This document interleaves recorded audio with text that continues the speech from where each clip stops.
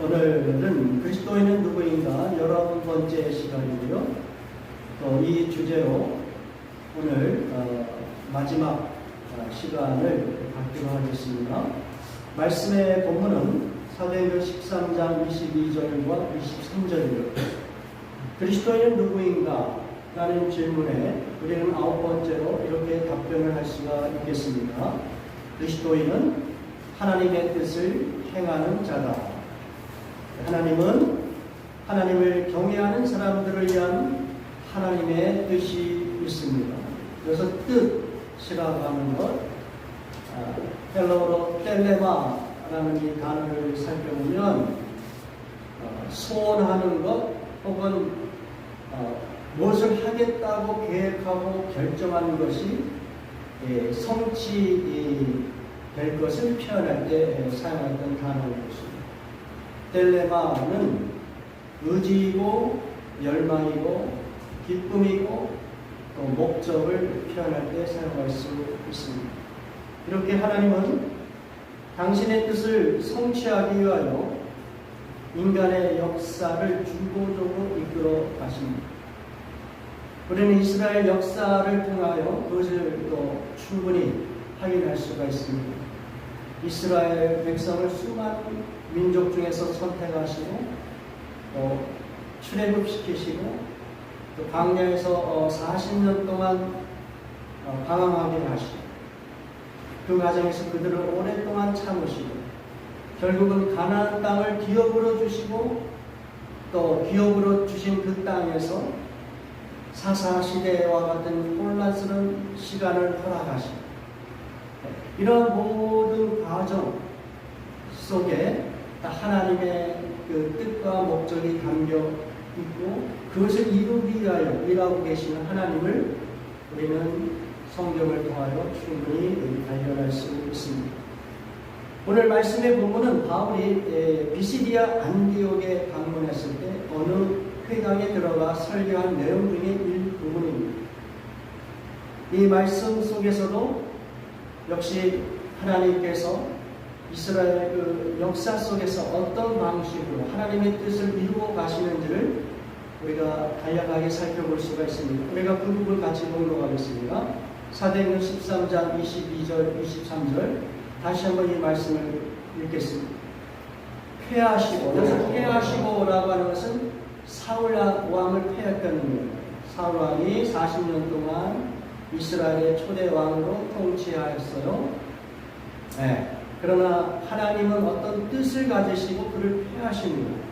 그리고 다윗을 왕으로 세우시고 증언하여 이르시되 내가 이새의 아들 다윗을 만나니 내 마음에 맞는 사람이구나 내 뜻을 다 이루리라 하시더니 하나님이 약속하신 대로 이 사람의 후손에서 이스라엘을 위하여 구주를 세우셨으니 곧 예수라. 그러니까 지금 사울왕을 폐하고 다윗이라는 새로운 인물을 왕으로 세우신 이스라엘의 역사, 하나님이 이끌어 가시는 인간의 역사 속에 하나님께서 개입하시고 그 개입하신 데는 분명한 하나님의 목적, 하나님의 뜻이 있다는 것을 여기서 밝혀주고 있어요. 왜 하나님께서 한쪽은 폐하시고 한쪽은 세우시는가? 하나님의 목적은, 하나님의 뜻은 무엇이었어요? 다윗이라고 하는 그 후손을 통하여 온 인류를 구원할 수 있는 구세주를 세우시겠다는 하나님의 그 뜻을 세우시고 그것을 이루기 위하여 인간의 역사 속에서 개입하고 그 일을 행하시는 하나님을 우리가 알 수가 있습니다. 그리고 실제로 다윗은 하나님의 뜻을 따라 섬기다가 그리고 일생을 마무리했어요. 그것을 이렇게 간략하게 사도 바울이 표현하고 있죠. 사도행전 13장 36절 같이 보면 합니다. 다윗은 당시에 하나님의 뜻을 따라 섬기다가 잠들어 그 주장들과 함께 묻혀 썩음을 당하였을 때 여러분 다윗의 삶을 한마디로 요약한 아주 멋진 편이라고 저는 생각합니다. 네? 여러분이 알고 있는 다윗의 일생을 한번 생각해보세요. 얼마나 파란만장해요. 네? 형제들 간에서도 별로 이렇게 인정을 받지 못하였던 그 다윗이라는 이 소년을 하나님께서 하나님의 뜻이라고 하는 그 뜻을 세우기 위하여 그 소년을 선택하고 또 그를 그 수많은 그 고난과 고통 속에서 단련시켜서 결국은 이스라엘 백성의 존경받는 위대한 왕으로서의 다윗을 우리가 생각해 볼 수 있잖아요. 블레셋 사람들과의 전쟁에서 승리를 이끌어가고 그 대표적인 케이스로 이 골리앗을 물맷돌로 죽여버리는 그러한 사건, 뭐 여러 가지 다윗의 일생에 관하여 표현할 수 있는 길들이 많이 있는데, 이 사도 바울을 한마디로 요약을 해보겠습니다. 뭐라 그랬어요? 다윗은 당시에 그가 살아가는 그 세대 속에서 어떻게 해요? 하나님의 뜻을 따라 섬겼다가 잠들었다. 그래서 또 재미난 편이잖아요. 우리 기독교인들만 사용할 수 있는 표현. 예? 하나님의 백성들이 죽었을 때 죽었다라고 표현하지 않아요. 잠들었다. 왜 그래요? 예? 죽음이라는 그 시간을 통과함과 동시에 그의 영혼은 영원히 살고, 그리고 예수님이 이 땅에 다시 오실 때에 그의 육신까지도 부활하여, 부활의 그 전혀 차원이 다른 이 땅에서의 삶과는 전혀 다른 삶을 살아가는 그러한 존재이기 때문에 성도의 죽음을 죽었다고 표현하지 않아요. 잠들었다. 멋진 표현 아닙니까? 예.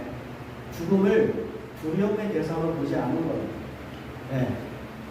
예수 그리스도 안에서 죽음의 권세를 이미 정복하였기 때문에 잠든 것으로 표현할 수 있는 것이 크리스찬들의 담대함인 것입니다. 자, 어떻든 다윗의 그 수많은 이야기들을 다 생각해 버리고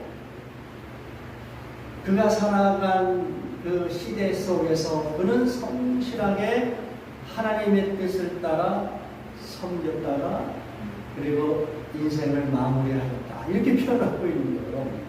이게 얼마나 멋져요. 크리스찬들이 이 땅을 살아가면서 예수 믿고 그리고 많은 것들을 경험할 수가 있어요. 예. 유명한 삶을 살 수도 있고 위대한 업적을 만들어 갈 수도 있어요. 엄청난 재산을 모을 수도 있고요. 대형 교회를 세울 수도 있어요. 그런데 하나님의 나라의 역사에서 보면 그거는 그렇게 중요한 게 아니에요. 네. 하나님께서 무엇이 부족해서 사람의 업적과 사람의 지혜와 사람의 능력으로 만들어낸 어떤 것을 원하시겠어요? 하나님께서 정말로 원하시는 것, 열정을 가지시고 분명한 계획과 목적을 가지시고 원하시는 것이 있어요. 인간을 향하여. 네? 특별히 하나님의 백성을 향하여 하나님이 원하시는 것이 있어요. 그게 뭐예요? 하나님의 뜻이란 말이에요. 그렇다면은 세상 사람들이 흔히 이야기하는 성공이라는 그 개념으로 살아가서는 안 된다는 거예요. 일반적으로 성공의 개념이 뭐예요? 자기가 마음에 계획한 거, 자기가 마음 먹은 거, 소원한 것, 이루 박사하겠다는 게 그게 중요하다고 생각해서 이뤄내는 거 성공이라고. 유명한 사람이 되기를 원하는, 대통령이 되기를 원하는 그 성공이라고 이야기한다고요. 예. 그러나 여러분이 그 성공한 사람들의 그 삶의 발자취를 잘 살펴보면 그 성공한 위치에서 그들이 결코 성공한 자로서의 삶이 제가 최근에 유튜브에서 이 동아건설 그 회장이었던 최태원 회장의 인터뷰를 들었는데, 이 사람이 그야말로 이 황태자 같은 삶을 살았잖아요. 네. 수많은 그 여러 가지 가식들을 들으면서 그렇게 재벌의 그 삶을 살았고, 그리고 현재는 그러한 것들을 다 잃어버린 상태에서 그의 삶을 이렇게 뒤돌아 보니까 그가 누렸던 그 화려한 재벌의 삶보다 그냥 이렇게 평범하게 사람들의 입에 오르내리지 않고 이렇게 소소한 일상을 살아가는 것이 훨씬 더 가치 있고 행복합니다.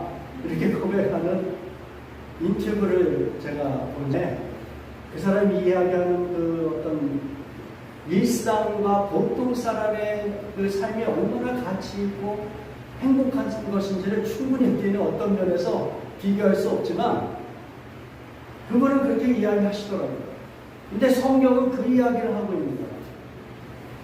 여러분이 이 땅에서 정말 성공하고 행복한 삶은 여러분 마음속에 원하는 것들을 다 성취했을 때 그것이 행복이고 그것이 성공이다, 이렇게 이야기하고 있지 않아요. 성경에서 이야기하는 진짜 행복, 진짜 성공은 무엇이냐면 하나님이 우리를 창조하신 목적대로, 더 나아가서 하나님이 우리를 예수 그리스도 안에서 부르신 그 부르심의 목적대로 살아가면, 하나님의 뜻대로 살아가면 그것이 성공이라는 거예요. 그것이 잘 산 것이고 그것이 하나님으로부터 칭찬받는 삶이라는 것이죠. 그것이 진짜 행복이라는 것이죠. 네? 그러니까 다윗의 삶을, 이 사람은 그의 평생에 하나님의 뜻을 잘 받들어 섬기다가 그렇게 삶을 마무리하였다. 이거 엄청난 평가예요. 성공했다는 거예요, 다윗은. 네? 정말 잘 살았다는 거예요, 하나님 모습. 다윗의 그 삶의 그 깊숙한 곳을 보면 성공도 있고 실패도 있고 정말 악한 것도 있고 선한 것도 막 섞여 있잖아요. 네. 그런데 다윗을 통하여 그의 삶 전체를 하나님이 평가하실 때 보니까 그 악한 것, 부끄러운 것 하나님께서 다 빼버리시고 어떻게 해요? 내가 원하는 뜻대로, 내가 너를 왕으로 세운 그 목적대로, 너를 선택한 그 뜻대로 잘 따라 살아라. 잘 살아라. 이렇게 평가받았고, 오늘 저와 여러분도 이러한 하나님의 평가를 사모하면서 하나님의 뜻을 행하는 삶을 살아갈 수 있기를 주님의 이름으로 축원합니다. 자, 그러면 구체적으로 하나님의 뜻을 따라 살아간다는 것이 무엇인가를 오늘 이 시간에 다 이야기할 수는 없지만, 어쩌면 우리는 그 하나님의 뜻대로 살기 위하여 매주 이렇게 만나서 하나님의 말씀을 듣고 배워나가는 것이겠죠. 그러나 오늘 어떤 그 핵심적인 부분들을 간략하게나마 우리가 같이 정리할 수 있기를 원합니다. 자, 하나님께서 성도들에게 참으로 원하시는, 기뻐하시고 열망하시는 뜻이 무엇인가, 그것을 먼저 살펴보기를 원합니다. 예수님께서 이스라엘 백성들에게 500여의 기적을 체험하게 하셨어요. 그리고 이스라엘 백성들이 예수님을 억지로 왕으로 세우기를 원하였죠. 그 과정 속에서 예수님께서 그 이스라엘 백성들에게 이렇게 평가를 하세요. 너희가 나를 찾는 것은 표적을 본 까닭이 아니요 떡을 먹고 배부른 까닭이다. 썩는 양식을 위하여 일하지 말고 영생하도록 있는 양식을 위하여 하라. 그러니까 이스라엘 백성들은 예수님의 손을 통하여 그 경험된 기적, 오병이어의 이 기적을 바라보면서 예수님을 쫓아왔단 말이에요. 근데 예수님은 그러한 신앙의 모습, 그러한 삶의 자세를 비난하고 계십니다. 무슨 이야기예요? 삶 속에서 필요한 어떤 기적들 또는 먹고 마시는 문제들, 그것만을 위하여 또 그것 때문에 예수님의 뒤를 쫓아가는 삶을 살아가는 것은 잘못된 것입니다. 그리고 예수님께서 그렇게 비판을 하세요. 자, 너희들은 표적이 가리키는 그분을 향하여 살아가야 된다. 예? 자, 표적이라는 게 무엇이에요? 예수님이 일으키신 기적이랍니다. 오병이의 기적. 그리고 그 기적을 일으켜낸 그 기적이 가리키고 있는 그분, 누구예요? 예수 그리스도. 예수 그리스도를 바라보고 쫓아가는 삶을 살아가는 것이, 그것이 너희들에게 영생을 보장하는 삶이고 그것이 진짜 행복을 추구하는 삶이다. 이렇게 예수님께서 이스라엘 백성들에게 도전하고 있는 것이죠. 예수님께서 이렇게 도전을 하실 때에 이스라엘 백성들이 이렇게 질문합니다. 요한복음 6장 28절 29절 같이 공부합니다.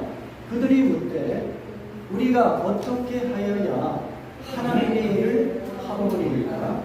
예수께서 대답하여 이르시되 하나님께서 보내신 일을 믿는 것이 하나님의 일이니라 하시니라. 자, 이스라엘 백성들은 예수님의 말씀을 듣고 그러면 우리가 영생을 얻기 위하여 어떠한 하나님의 일을 해야 됩니까? 이렇게 질문하고 있는 거예요. 이미 예수님은 표적이 가리키고 있는 예수 그리스도를 통하여 영생을 얻을 수 있다라고 말씀하셨지만, 그러나 이스라엘 백성은 그것을 충분히 이해하지 못해요. 그러다 보니까 이런 또 다른 방식의 질문을 하게 되는 것이죠. 영생을 얻기 위하여 어떤 하나님의 일을 해야 됩니까? 이렇게 질문하는 거예요. 여러분도 그런 질문을 하고 계세요?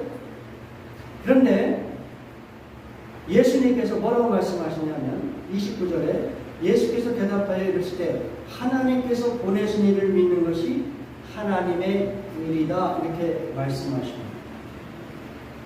자, 무슨 이야기냐? 지금 이스라엘 백성이 질문한 하나님의 일은 이 헬라어 언어 본문 성경을 보면은 하나님의 일들이라고 표현이 되어 있어요. 예? 에르본이라고 하는 그 일로 표현되는 그 복수형 에르가라고 표현이 되어 있단 말이에요. 그러니까 영어 성경에서는 그것을 복수로 표현하는 거예요. 하나님의 일들. 예? 내가 어떻게 하면 무슨 일들을 해야지 내가 구원받을 수 있습니까? 이렇게 질문하고 있는 거예요. 어떻게 해야지 행복하고 성공하고 그리고 구원받을 수 있습니까? 무슨 일들을 해야 됩니까? 이렇게 질문하는 거예요. 거기에 대해서 예수님께서는 단수로 대답을 하시는 거예요. 예수께서 대답하시되 하나님께서 보내신 일을 믿는 것이 하나님의 일이다. 여기서 이 일이라고 하는 에르곤이라고 하는 단수형을 사용하였다는 거예요. 그러니까 영어 성경에서도 그래서 거기에는 복수로 사용하지 않았어요. 더 워크로만 사용한 거예요. 그러니까 하나님께서는 이 땅에서 행복하고 진짜 성공을 이루고 풍성한 삶을 살고 더 나아가서 하나님의 구원을 경험할 수 있는 것은 오직 한 가지다. The work of God. 하나님이 원하시는 그 하나님의 일이 있는데 그것은 오직 한 가지다. 여러 개가 아니다. 한 가지가 뭐예요? 하나님께서 보내신 일을 믿는 것이다. 그러니까 이스라엘 백성은 율법적인 삶에 아주 익숙해져 있기 때문에 뭔가 이렇게 율법을 잘 지키고 선행을 행하고 그러면은 그것을 통하여 내가 구원받을 수 있지 않을까 이런 생각에 아주 익숙해 있단 말이에요. 그러니까 예수님이 아무리 설명을 해줘도 이스라엘 백성은 이 율법적인 사고방식, 행위로 구원받는 이 사고방식에서 벗어나기가 힘든 거예요. 그러니까 질문이 계속 그런 질문이 되는 거예요. 하나님, 어떤 하나님의 일들을 해야지 제가 구원받을 수 있겠습니까? 이런 질문을 할 수밖에 없는 거예요. 근데 예수님은 여러 가지 일들 필요 없어. 오직 하나만 하면 돼. 오직 하나가 뭐예요? 하나님께서 보내신 예수 그리스도를 믿으면 되는 거예요. 그게 너에게 하나님께서 원하시는 유일한 하나님의 일이다. 율법의 여러 가지 조항들을 다 지키고 그런 것이 아니다. 하나님께서 정말로 원하시는 뜻, 열망하는 것은 너희들이 다 하나님께서 보내신 이 예수 그리스도를 믿는 것이다. 그거 한 가지다. 이렇게 분명하게 말씀하고 있는 것이죠. 사도 바울도 그것을 우리에게 분명하게 가르쳐주고 있습니다. 에베소서 2장 10절 같이 보도록 합니다. 우리는 그가 만드신 바라 그리스도 예수 안에서 선한 일을 위하여 지으심을 받은 자니 이 일은 하나님이 전에 예비하사 우리로 그 가운데서 행하게 하려 하십니다. 우리는 그가 만드신 바, 우리 모두는 인간은 하나님의 피조물이라고 이야기하고 있습니다. 자, 그 이야기는 하나님께서 인간을 만드시고 분명한 목적을 가지고 만드셨다는 거예요. 그냥 만드신 게 아니에요. 분명한 목적이 있다. 그 목적이 무엇이냐? 그 목적은 창세 전부터 계획하시고 예비하신 목적이에요.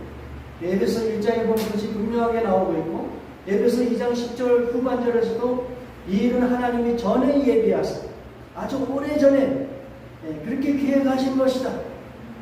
그것이 무엇인가? 창조의 목적이 무엇인가? 우리 모두가 어떻게 살라고요? 그리스도 예수 안에서 어떻게 하라고요? 선한 일을 행하면서 살라고 우리를 창조하신 것이다. 여러분이 예수 그리스도 안에 있어야 되는 것이 하나님의 뜻이에요. 하나님이 온 인류를 만드신 그 근원적인 뜻과 그 목적은 분명해요. 온 인류가 예수 그리스도 안에 있기를 원하는 거예요. 그 안에 있으려면 어떻게 돼요? 그분을 믿는 거예요. 믿음으로만 가능한 거예요. 그래서 그 안에서 선한 일을 행하면 그것이 곧 하나님의 창조의 목적을 이루는 것이고 그것이 하나님의 뜻이다. 그 뜻을 행하는 것이다. 예수님 바깥에서 행하는 모든 것은 다 어떤 것입니까? 예수님을 믿는 믿음 안에서 여러분이 행하는 모든 것들이 의미가 있고 또 하나님의 뜻을 이루어가는 것이다.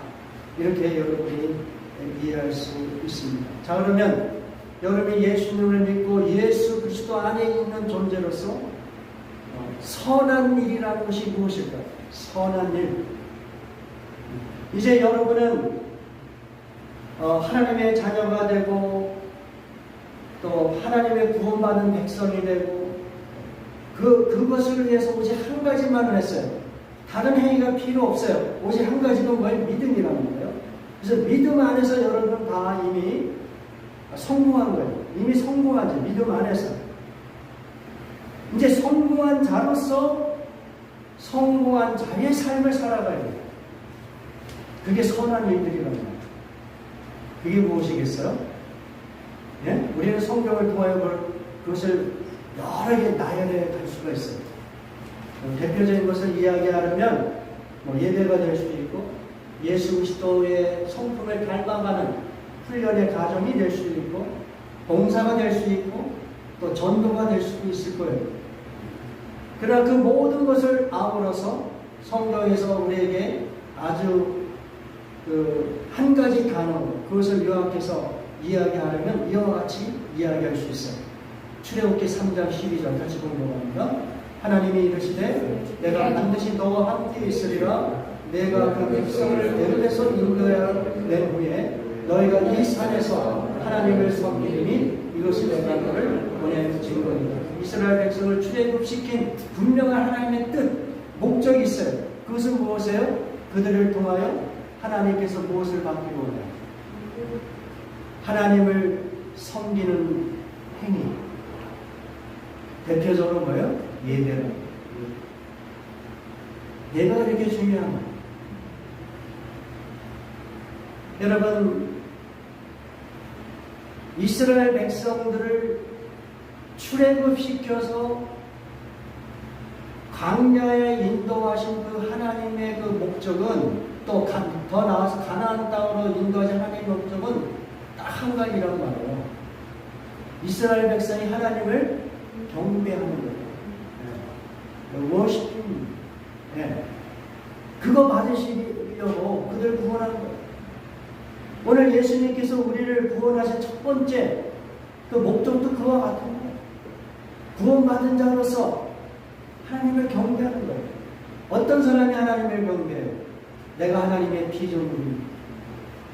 하나님의 은혜로 우리가 피조물이지만 하나님의 자녀로 우리를 등극시키시고 또 피조물을 하나님께서 은혜로 돌보고 계신 것을 감사하고 기뻐하고 그러한 모습으로 하나님을 경배하는 자로서의 삶을 살아가도록 하는 것이 하나님이 우리를 창조하신 목적이라고. 누구 안에서? 예수 그리스도 안에서. 예수 그리스도 안에서. 여러분이 창세기를 보면은 그 아담의 그 후손들의 이야기가 나오고 그리고 셋의 후손들의 이야기가 나오잖아요. 아벨과 셋의 후손들의 이야기.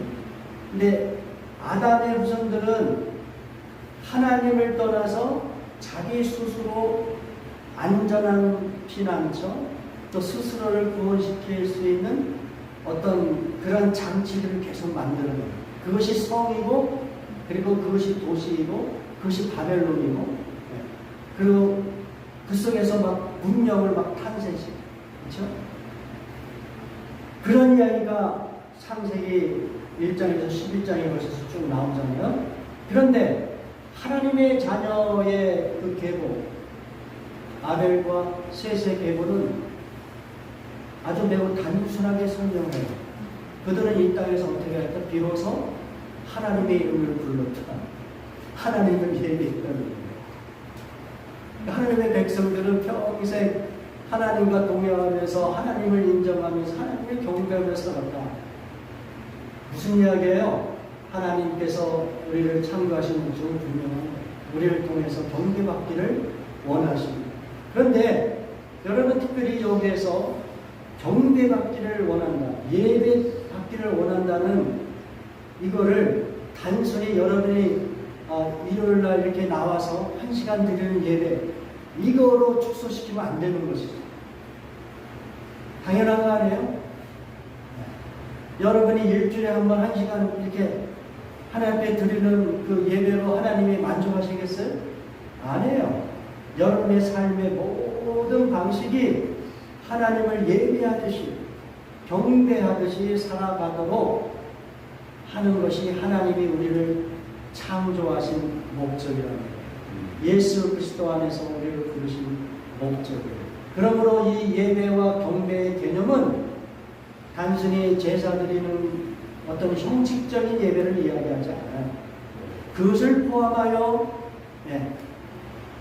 어때요? 여러분의 일상 속에서, 삶 전체 속에서 하나님을 인정하고 하나님을 즐거워하고 하나님을 정말 가치 있게 여러분이 경배하는 그런 삶의 자세로 살아가도록 하는 것이 하나님의 뜻이랍니다. 그 뜻에 맞춰 우리가 살아간다면 그 삶이 여러분을 가장 행복하고 풍성하게 만들 것이고 또 다윗과 같은 평가를 받는 거죠. 그가 평생에 하나님의 뜻을 행하다가 그렇게 인생을 마무리해요. 예. 자, 그런데 이스라엘 백성은 이렇게 하나님의 뜻을 잘 배웠으면서 어떤 민족보다 정말 분명하게 그 뜻을 배웠어요. 무엇을 통하여? 모세의 율법을 통하여, 선지자를 통하여 잘 배웠음에도 불구하고 결론적으로는 그들은 하나님을 온전히 경배하지 못하여 하나님의 심판을 받았고 그 가정 속에서 하나님께서 예수 그리스도를 보내시고 예수 그리스도를 통하여 그분을 믿는 하나님의 백성들이 하나님을 경배하는 그러한 하나님의 뜻을 우리에게 보여주셨어요. 자, 그래서 오늘날의 크리스찬들은 하나님의 분명한 뜻, 우리를 통하여 일상 속에서 경배받기를 원하시는 그 삶을 살아가야 되는데 그게 말같이 쉽지는 않단 말이에요. 그렇죠? 그래서 어떻게 하면 우리가 하나님의 뜻을 일상 속에서 그것을 따라 살아갈 수 있는 두 가지를 우리가 오늘 말씀의 본문을 통해서 한번 생각해 보기를 원합니다. 첫 번째는 무엇이냐면 일상 속에서 하나님의 뜻이 무엇인지를 분별할 수 있는 능력이 있어야 된다는 거예요. 사도행전 13장 27절 같이 보려고 합니다. 예루살렘에 사는 자들과 그들 관리들이 예수와 및 안식일마다 모여들과 선지자들의 말을 알지 못함으로 예수를 정죄하여 선지자들의 말을 응하게 하였다. 자, 지금 사도 바울은 이스라엘 백성이 예수님을 알아채지 못했어요. 예수님이 하나님이 보내신 구세주라는 것을 알아채지 못한 것을 지금 비판하고 있습니다. 근데 그 원인을 이렇게 설명합니다. 안식일마다 외눈과 선지자들의 말을 알아채지 못하였다. 응? 예. 그 당시 초대교회 당시에 유대인들이 각 지역에서 모였던 그 장소를 그 회당이라고 이야기하죠. 예배하는 장소를 예루살렘 이외에 그 회당에서 예배 드릴 때마다 그들의 예배 용식을 살펴보면 항상 이 시편이 선포가 되고 또 이 예언서들이 선포가 되고 또 모세 오경이 선포가 됩니다.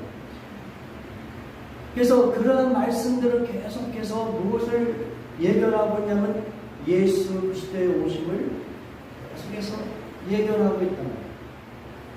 그것을 이스라엘 백성이 매주 들었다는 것이죠. 최소한 한 번은. 네.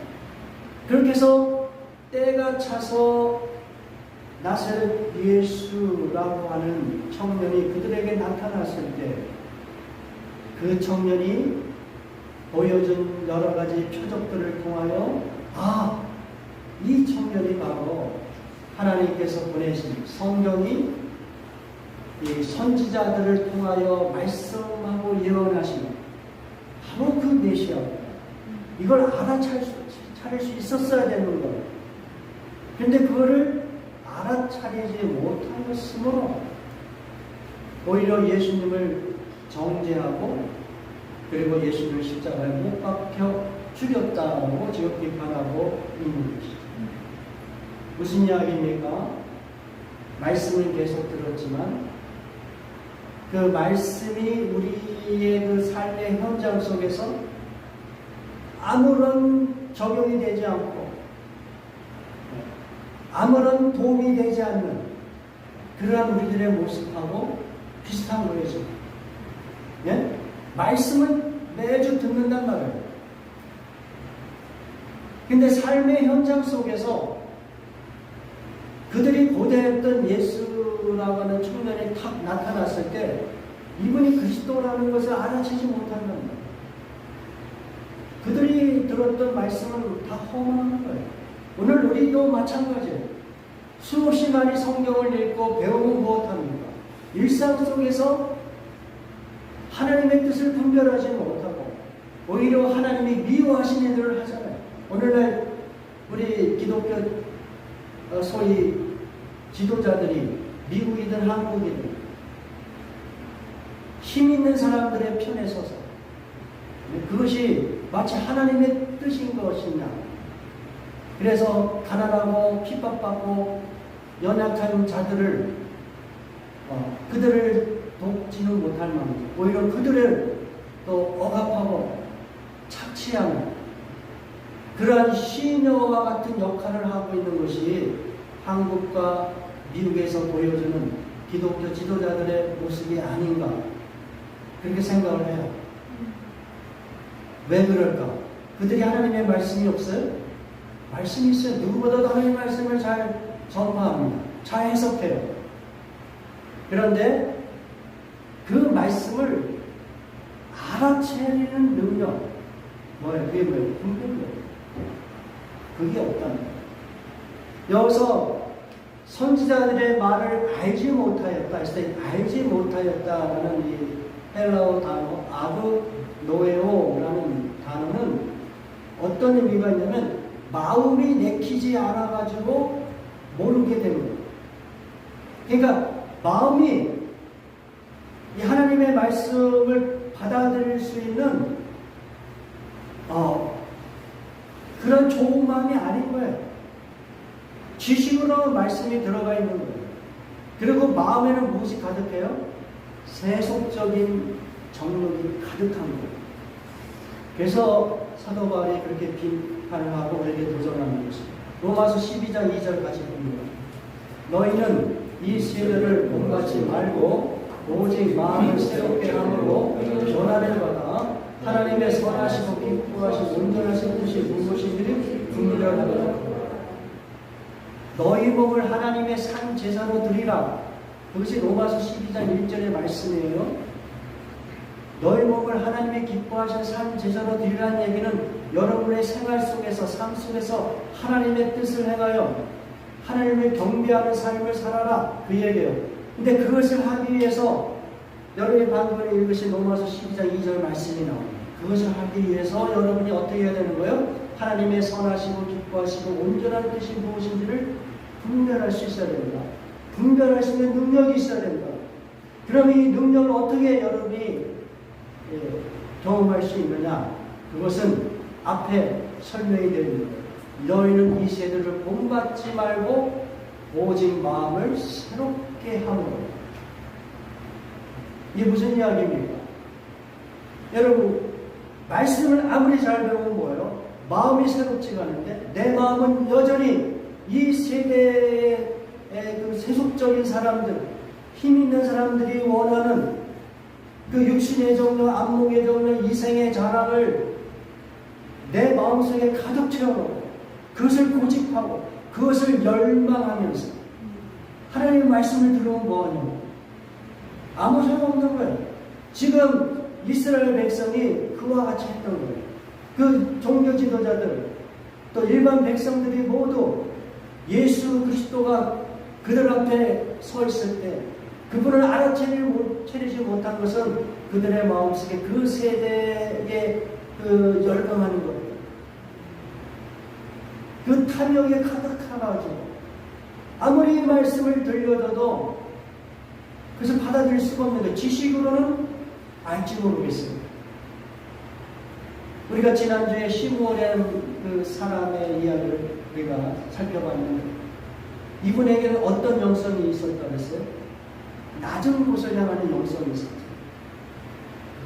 가난한 부모의 품에 안긴 정말 초라하고 보잘것없이 보였을 아기 예수를 그리스도로 볼 수 있는 낮은 곳에 영성이 있단 말이에요. 근데 우리의 눈은 좀 더 높은 곳에는 가 있고 어떻게 하면 편안하고, 어떻게 하면 유명하고 배부르고 건강하고, 어떻게 하면 사람들에게 인정받고, 그냥 여기에만 우리의 삶의 모든 초점이 가 있는 상태에서 말씀을 들으면 뭐냐고.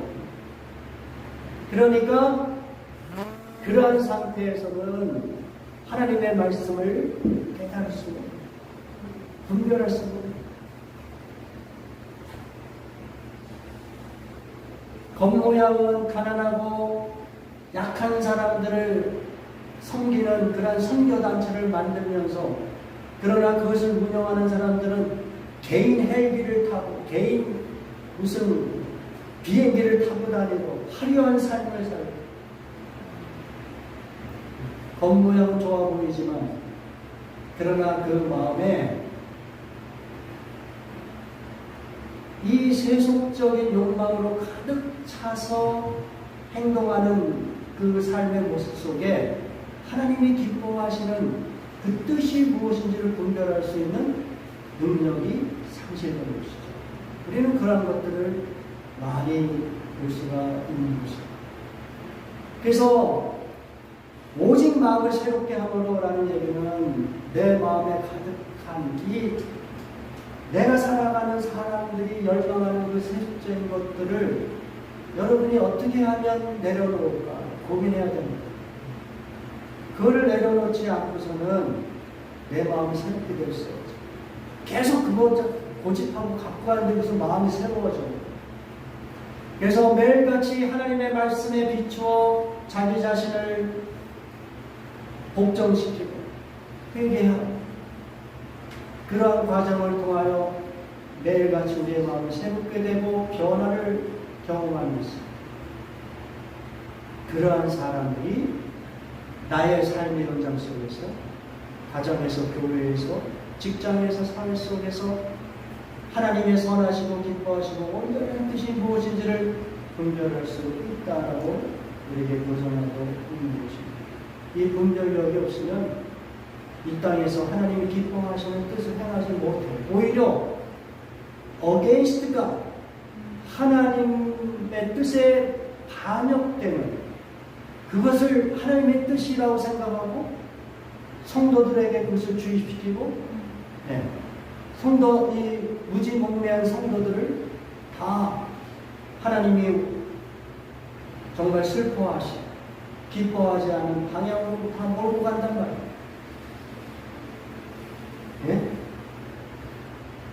우리는 그러한 지도자들을 볼 수 있어요. 그러한 지도자들을 볼 수 있어야 돼요. 자, 마지막으로 두 번째, 우리가 우리의 일상 속에서, 삶 속에서 하나님의 그 뜻을 행하는, 하나님을 경배하는 그러한 삶을 살아가기 위해서는 우리의 마음이 하나님의 뜻 행하기를 즐거워해야 된다는 것이죠. 네? 자, 다윗이 그런 사람이었어요. 사도행전 13장 22절 같이 보겠습니다. 패하시고 다윗을 왕으로 세우시고 증언하여 이르시되 내가 이새의 아들 다윗을 만나니 내 마음에 맞는 사람이라 내 뜻을 다 이루리라.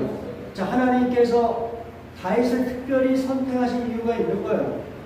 다윗에게는 어떤 마음이 있었냐면 하나님 마음에 그 맞는 마음이 있었단 말이에요. 내 마음에 맞는 사람이라는 얘기는 하나님 마음에 든다 이거예요. 그러니까 이 사람의 마음이 하나님의 마음에 드는 거예요. 그럼 그 마음이 어떤 마음이겠어요? 네? 그 마음은 이와 같은 마음이에요. 다윗이 그렇게 고백한 시편이 있습니다. 시편 40편 8절 같이 읽어요. 나의 하나님이여, 내가 주의 뜻 행하기를 즐기오. 주의 법이 나의 심령이니이다. 하나님이 이거 보신 거예요. 이거 보시고 다윗을 특별히 선택해서 그를 통하여 예수 그리스도 온 인류의 구세주를 보내시는 거잖아요. 이 엄청난 하나님의 축복이, 하나님의 은총이 어떤 사람에게 있냐면 하나님의 뜻 행하기를 원하는 사람이 있다는 것이죠. 우리 마음에 그 마음이 정말 있느냐? 네? 겉모양은 하나님께 아주 정말 가치 있는 걸 다 드릴 수 있을지 모르지만, 그러나 사람은 마음을 싹 뺏어줄 수도 있거든요. 그렇죠? 마음을 싹 빼고 시간과 물질을 투자할 수도 있는 게 사람이에요. 하나님은 그 모든 것보다 그 마음에 하나님의 뜻 행하기를 즐거워합니다. 주의 법이 나의 심중에 있고 내 마음에 있어. 예?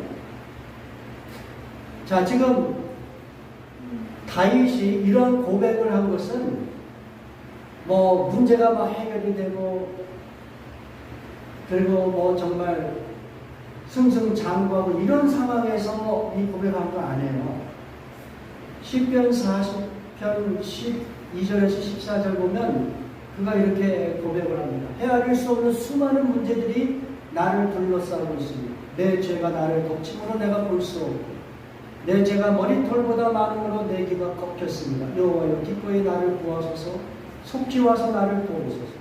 나를 죽이려 하는 자들이 수치를 당하고 당황하게 하시며 내가 패망하기를 바라는 자들이 망신을 당하고 물러가게 하소서. 지금 다윗은 자기의 일상 속에 너무도 많은 문제들이 첩첩히 쌓여 있어요. 그리고 자기 자신도 보면 외로운 것이 없는 거예요. 자기 죄가 머리털보다 많다는 것을 깨닫고 그냥 기가 꽉 껴껴 있는 상태예요. 그리고 주변에는 자기를 죽이려고 하고 자기를 멸망시키려고 하는 사람들이 많단 말이에요. 그런 상황 속에서도 그는 그 마음에 무엇이 있어요? 하나님의 뜻 행하기를 즐기는 그 불안전하고 그 불의하고 그 부조리한 상황 속에서도 그는 하나님의 뜻 행하기를 원하는 마음이 있었다는 것이죠. 오늘 우리도 마찬가지예요. 우리의 일상이 하나님의 뜻 행하기를 어렵게 만든 것이 얼마나 많이 있어요.